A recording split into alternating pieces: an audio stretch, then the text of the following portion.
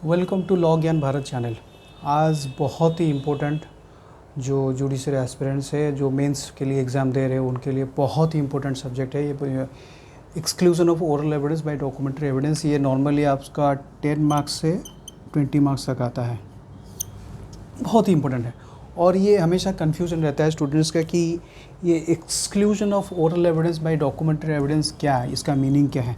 हम लोग का वीडियोस शुरू से अंत तक ज़रूर देखें, क्योंकि हम लोग कॉन्सेप्ट इसका समझाएंगे beat by beat, every word आपको ऐसे समझाएंगे, आपको याद रह जाएगा। आपको रट्टा मारने का ज़रूरत नहीं है, मैं रिपीट कर रहा हूँ, रट्टा मारने का ज़रूरत नहीं है। एक बार आप कंसेप्ट समझ लेंगे तो आपका दिमाग में रह जाएगा। नॉर्मली लॉ का क्या होता है प्रॉब्लम कि आप लोग रट्टा मार लेते हो, रट्टा मारने का नहीं है। कॉन्सेप्ट समझो, बस उसको आपको एग्ज़ाम में रखना है। तो बेस्ट इसका मैं पहले कॉन्सेप्ट आपको समझा देता हूँ। पहले ये है कि बेस्ट एविडेंस रूल, जो एविडेंस है उसका बेस्ट क्या है। Section 60, section 64, section 91। सेक्शन 60 ये कहता है कि ये सेक्शन 60 का लिंक कहाँ है, सेक्शन 59 के बाद section 60।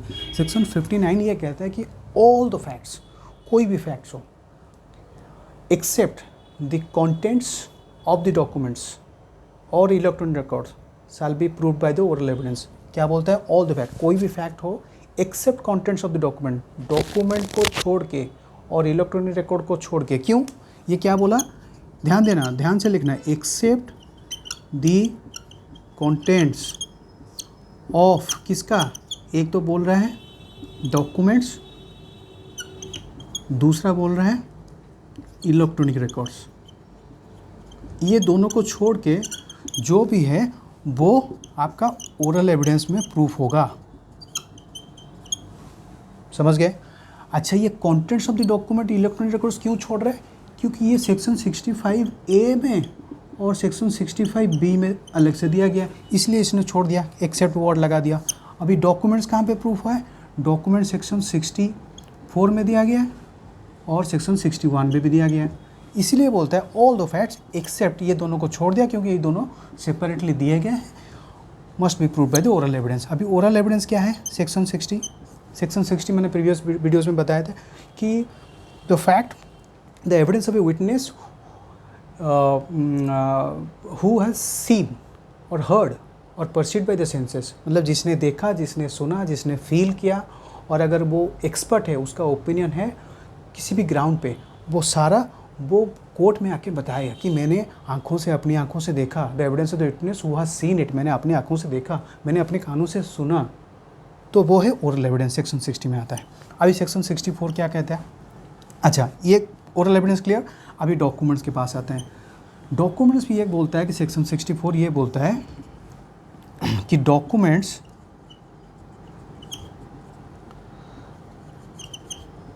Must be proved by primary evidence और सेकेंडरी एविडेंस इफ़ एडमिसिबल। अभी documents must be proved by the primary evidence क्या है, ये बेरट का लैंग्वेज थोड़ा इधर उधर है, पर कॉन्सेप्ट समझ लीजिए। Document, primary evidence, primary evidence मैंने और एक वीडियोस में बताया था कि प्राइमरी एविडेंस मतलब जो ओरिजिनल है। तो अगर डॉक्यूमेंट है, अगर कोई सेल्ड है, तो उसका ओरिजिनल हम लोग कोर्ट में प्रोड्यूस करेंगे। तो इसलिए सेक्शन 64 कहता है कि documents must be proved by the primary evidence, only secondary evidence is admissible under section 65। तो सेकेंडरी एविडेंस भी दे सकते हैं।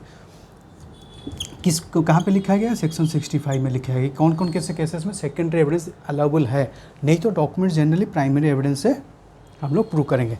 अभी इसका लिंक सेक्शन 61 में है। सेक्शन 61 वही चीज़ बोलता है कि कंटेंट्स ऑफ द डॉक्यूमेंट्स, मतलब डॉक्यूमेंट में क्या क्या लिखा गया है। ये जो कंटेंट्स है, कंटेंट्स क्या होता है, अभी कंटेंट्स क्या है, सूची, जो बुक्स में कंटेंट्स होते हैं ना, ये सारे चैप्टर्स हैं, वही वो जो डॉक्यूमेंट्स के जो भी कंटेंट्स है वो may be proved by primary evidence और सेकेंडरी एविडेंस। वही चीज़ को वो रिपीट कर रहा है। यहाँ पे लिखा गया है कि प्राइमरी एविडेंस से दीजिए, अगर प्राइमरी एविडेंस नहीं है सेकेंडरी एविडेंस में भी दे सकते हैं। सेक्शन 61 बोलता है जो भी डॉक्यूमेंट्स है उसका कंटेंट्स में भी prove by the primary evidence और सेकेंडरी एविडेंस। अभी सेकेंडरी एविडेंस दे सकते हैं। अभी सेक्शन 63(5) में क्या बोलता है, सेक्शन 63(5) ये कहता है कि oral accounts as to the contents of the document. अगर ये डॉक्यूमेंट सेल्डेड है, अगर इसमें सारे कंटेंट्स लिखा गया, क्या कंटेंट्स लिखा गया है डॉक्यूमेंट में, अगर सेल्डेड में ए ने बी को बेचा, ए ने इसने इतना प्राइस दिया, लैंड का शेड्यूल दिया गया, और जो भी कंडीशंस, ये सारे कंटेंट्स हैं। तो contents of the document may be proved bye evidence of person who has seen it, and ये सेकेंडरी एविडेंस होगा। मतलब कॉन्सेप्ट ये है कि अगर डॉक्यूमेंट है तो आप वो डॉक्यूमेंट ओरिजिनल प्रोड्यूस कीजिए, अगर ओरिजिनल नहीं है तो सेक्शन 65 बोलता है कि अगर आपके पास प्राइमरी या फिर ओरिजिनल डॉक्यूमेंट नहीं है तो आप सेकेंडरी एविडेंस, मतलब उसका सेकेंडरी एविडेंस क्या है, सपोज फॉर एग्जांपल एक सर्टिफाइड कॉपी है, हो सकता है, या फिर एक जेरॉक्स कॉपी है जो भी कंपेयर्ड विद द ओरिजिनल है, वो भी प्रोड्यूस कर सकते हैं। या फिर कॉन्टेंट्स ऑफ द डॉक्यूमेंट, मतलब अगर वो सेल डीड में क्या क्या लिखा गया था वो कोई एक आके मुंह से बताए कि मैंने देखा है उस सेल डीड में ये लिखा गया था, तो वो सेकेंडरी एविडेंस माना जाएगा, सेक्शन 63(5) में बोलता है। तो कॉन्सेप्ट ये है कि अगर डॉक्यूमेंट है तो प्राइमरी एविडेंस दीजिए, मतलब ओरिजिनल प्रोड्यूस कीजिए, अगर ओरिजिनल नहीं है या फिर प्राइमरी नहीं है तो फिर सेकेंडरी एविडेंस दीजिए। सेकेंडरी एविडेंस क्या क्या है वो सेक्शन 63 बताता है, और कौन कौन से सिचुएशन में सेकेंडरी एविडेंस एडमिसिबल वो सेक्शन 65 बताता है। अभी सेकेंडरी एविडेंस क्या है, इस डॉक्यूमेंट के कंटेंट्स जो जो लिखा है, अगर वो कोई आदमी जिसने देखा है सेल डीड बनते हुए, अगर सेल डीड जब बना तो उस टाइम में जो आदमी प्रेजेंट था जिसने देखा, तो वो अगर वो आके ओरल एविडेंस देता है कि वो आके कोर्ट में बोलता है कि हाँ ये डॉक्यूमेंट मैंने देखा, अभी वो हो जाएगा सेकेंडरी एविडेंस। ये सेक्शन 63(5) में कहा गया है। ये डॉक्यूमेंट कॉन्सेप्ट क्लियर। अभी कंपैरिजन करेंगे सेक्शन 64, सेक्शन 61, सेक्शन 63(5). ये बोलता है सेक्शन 64 हम लोग समझ गए यहाँ पे, सेक्शन 61 भी समझ गए यहाँ पे, सेक्शन 63(5) भी समझ गए। तो मतलब डॉक्यूमेंट अगर है तो फिर ओरिजिनल दीजिए, अगर नहीं है तो सेकेंडरी दीजिए, और अगर कोई वो भी नहीं है, सेकेंडरी एविडेंस भी नहीं है, मतलब जो जेरॉक्स कॉपी भी नहीं है या फिर सर्टिफाइड कॉपी भी नहीं है, तो अगर कोई बोलता है आके कि मुँह से कि मैंने देखा वो एग्रीमेंट बनते हुए या फिर सेल डीड बनते हुए, तो वो भी सेकेंडरी एविडेंस कहलाएगा। अभी सेक्शन 91 के साथ इसका लिंक क्या है, ये जनरल कॉन्सेप्ट बोल दिया है, सारे चीज़ के लिए कवर होता है। जो भी डॉक्यूमेंट्री एविडेंस है, हर टाइप का, मतलब लिखित जो एविडेंस है वो उसके लिए ये सारे एप्लीकेबल है। बट सेक्शन 91 जो है वो स्पेसिफिकली याद रखना है, मैं रिपीट कर रहा हूँ, सेक्शंस 91 ये जनरल कॉन्सेप्ट है, वो जनरली बता रहा है, बट सेक्शंस 91 कुछ स्पेसिफिक डॉक्यूमेंट्स के लिए बता रहा है। वो क्या क्या चीज़ है वो बता रहा है सेक्शंस 91, एक कॉन्ट्रैक्ट और एक ग्रांट और डिस्पोजिशन प्रॉपर्टी। ये तीन चीज़ को सेक्शन 91 बताता है। सेक्शन 91 भी डॉक्यूमेंट्री एविडेंस का बात कर रहा है, इसलिए तो इसने हेडिंग दिया है exclusion of oral evidence bye documentary evidence. अगर ये तीनों चीज़ है, ये भी कॉन्ट्रैक्ट भी एक कॉन्ट्रैक्ट भी एक डॉक्यूमेंट है, ग्रांट भी एक डॉक्यूमेंट है, डिस्पोजिशन प्रॉपर्टी भी एक डॉक्यूमेंट है। कैसे? Contract section 2H of contract act में डिफाइंड दिया गया है। क्या? एग्रीमेंट एनफोर्सेबल बाय लॉ अगर है तो वो कॉन्ट्रैक्ट है, ये है कॉन्ट्रैक्ट, ठीक है। अभी ग्रांट क्या है? ग्रांट मतलब कन्फॉर्मेंट ऑफ राइट, एक किसी को एक राइट देना। फॉर एग्जांपल क्या है? फॉर एग्जांपल हम लोग ले सकते हैं लाइसेंस।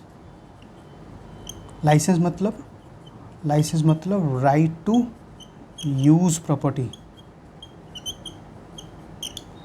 कॉन्ट्रैक्ट कहाँ पे? Section 2H of Indian contract act. Grant कहाँ पे? लाइसेंस। ये कहाँ पे? टीपी एक्ट में है।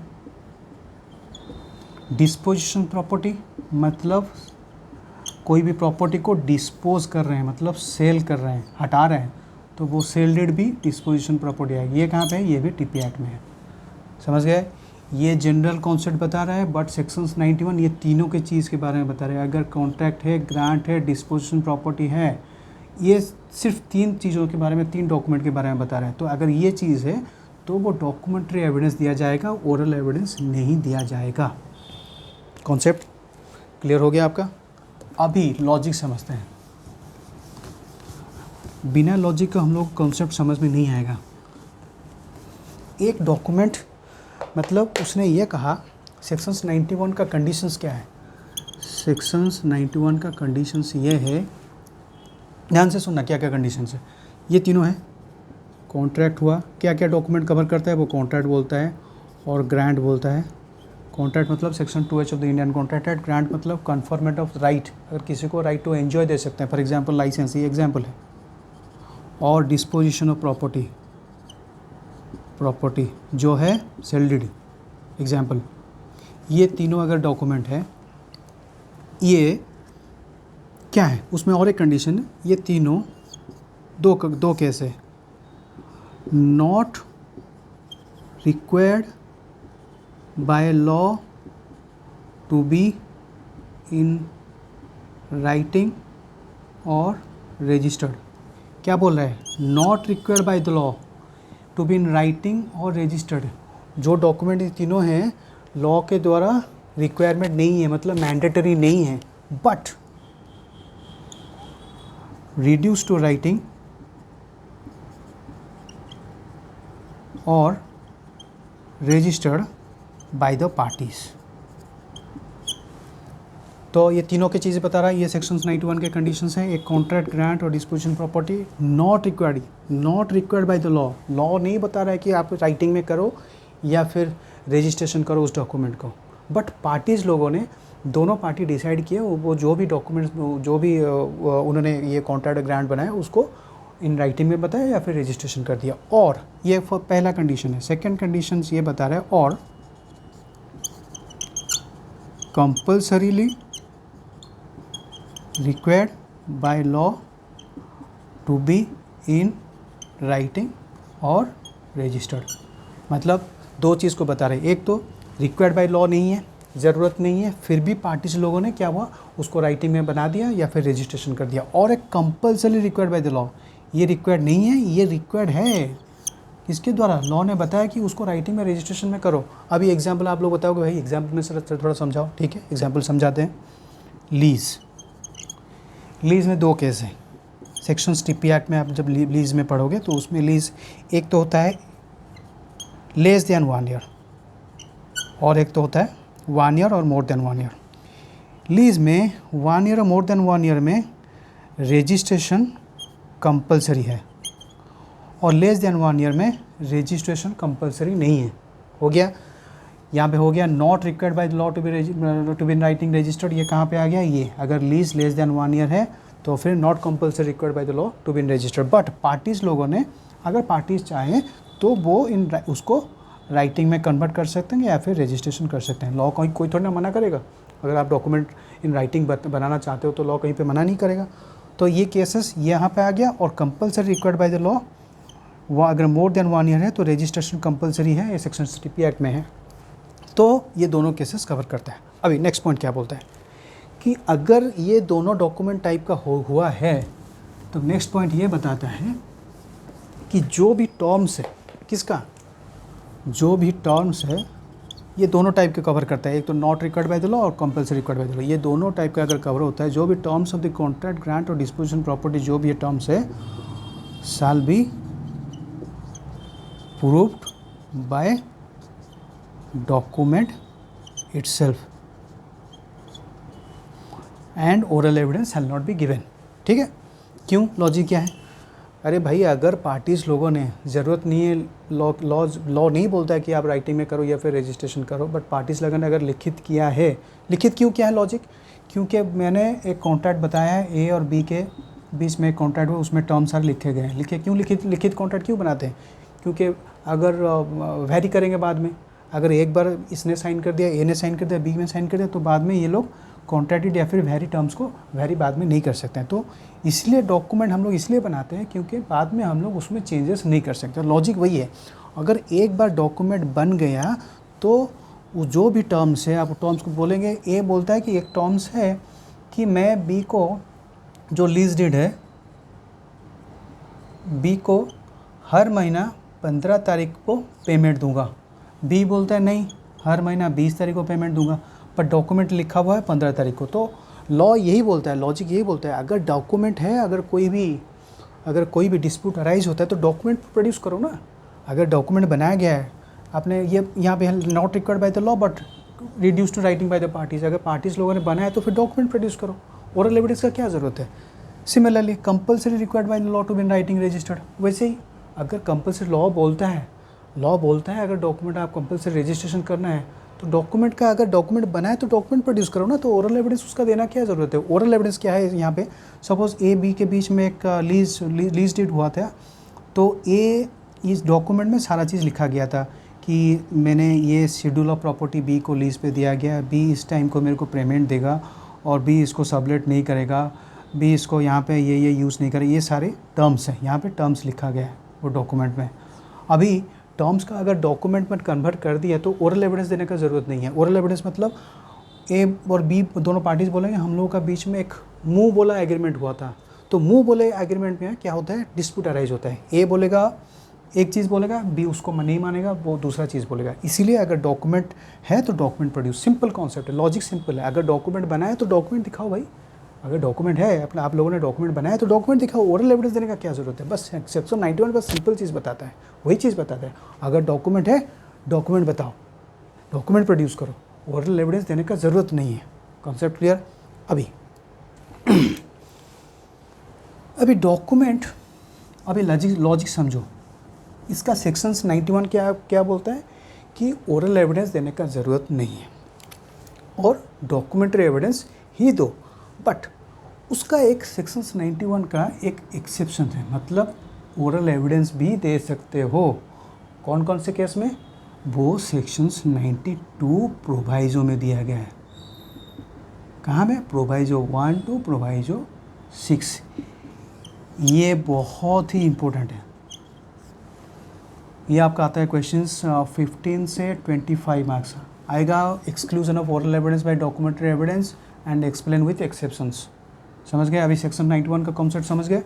अभी दूसरे वीडियोस में, ये वीडियोस थोड़ा ज़्यादा लंबा हो जाएगा और ये इसको समझाने के लिए और भी वीडियोस ज़्यादा टाइम लगेगा, इसको नेक्स्ट वीडियोस में हम लोग बताएंगे। ये जो पॉइंट है ये आपको याद रखना है, क्या क्या चीज़ में कॉन्सेप्ट यही है, अगर डॉक्यूमेंट आप लोगों ने बनाया है तो डॉक्यूमेंट प्रोड्यूस करो, ओरल एविडेंस देने का ज़रूरत नहीं है। बट उसका एक्सेप्शन ये सेक्शंस 92 प्रोवाइजो 1 और 6 में कौन से केसेस में या कौन से सर्कमस्टांसेस में आप उसका ओरल एविडेंस दे सकते हो। अभी ओरल एविडेंस क्या है मेरे को बताने का ज़रूरत नहीं है, आप अगर चाहें तो पिछले और वीडियोज़ में मैंने बताया कि ओरल एविडेंस क्या है, वो आप समझ लेना। तो अभी फ़िलहाल ये सेक्शंस 91 हम लोग समझ गए। नेक्स्ट जो वीडियोज़ हम लोग अपलोड करेंगे उसमें सेक्शंस 92 के बारे में बताएंगे। अगर ये वीडियोज़ अच्छा लगे तो फिर ज़रूर लाइक करें और शेयर करें और सब्सक्राइब तो बिल्कुल भी करना मत भूलिए। और अगर कुछ चीज़ आपको चाहिए तो आप कमेंट्स में या फिर मेल में हमको मेल कर सकते हैं। और हम लोगों का फ्री क्लासेस दे रहे हैं, आप फ्री क्लासेस ज्वाइन कीजिए। उसमें हम लोग डिटेल्स, जो भी जुडिशरी एस्पिरेंट है या फिर लॉ स्टूडेंट है, हम लोग नोट्स ऑनलाइन प्रोवाइड करते हैं।